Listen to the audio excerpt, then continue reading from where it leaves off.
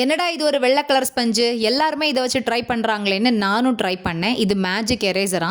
வீட்டை சுற்றி என் வாளுங்க ஆட்டம் போட்டு வச்சுருக்கத பார்த்தீங்களா, ஒரு இடம் விடாமல் எல்லா இடத்துலையும் கிரையான்ஸ் அழுக்கு. சோஃபா, பீரோ, தரைன்னு எதையுமே விட்டு வைக்கிறது இல்லை. வீட்டோட என்ட்ரன்ஸ்லேயே இந்த மாதிரி பண்ணி வச்சுருக்காங்க.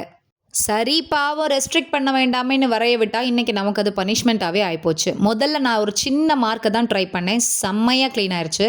அப்புறமா இந்த ஆயில் பேஸ்டல்ஸ், நிஜமாவே இது ஒரு மேஜிக் எரேசர் தான். சூப்பராக போயிருச்சு. செவரில் இருக்க எந்த பெயிண்ட்டையுமே எடுக்கவே இல்லை.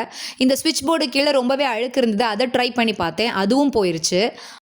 ஸோ இந்த மாதிரி சாலிட் மெட்டீரியல்ஸில் இருக்கிற அழுக்கெல்லாம் போகும்னு நினச்சேன். அதனால தான் இந்த பீரோவில் கூட ட்ரை பண்ணேன், அதுவும் ரொம்பவே க்ளீனாக போயிடுச்சு.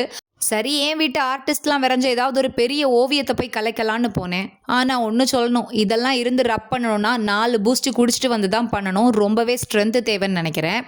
அதுவும் சூப்பராகவே டிஸப்பியர் ஆயிருச்சு. ஆனால் ஒரு நல்ல ரிசல்ட் வேணுமா, ஹார்ட் ஒர்க் கண்டிப்பாக அவசியம்னு இந்த மேஜிக் எரேசர் சொல்லாமல் சொல்லுது.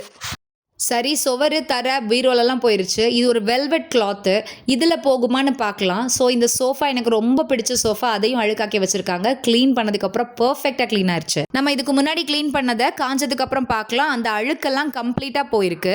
ஆனால் இதை எவ்வளோ ரீயூஸ் பண்ண முடியும்னு எனக்கு தெரியல. ரொம்ப அழுத்தி தேய்ச்சோன்னா அது பிஞ்சிருது. ஸோ நிறைய அழுக்கு இருந்தால் நிறைய ஸ்பஞ்சு தேவைப்படும். அண்ட் இதில் ஒட்டி இருக்கிற அழுக்கு எல்லாமே கழுகுனதுக்கப்புறம் காணாமல் போயிடுது. ஸோ கொஞ்சம் ரீயூஸ் பண்ணலான்னு நினைக்கிறேன். நல்ல ப்ராடக்ட்.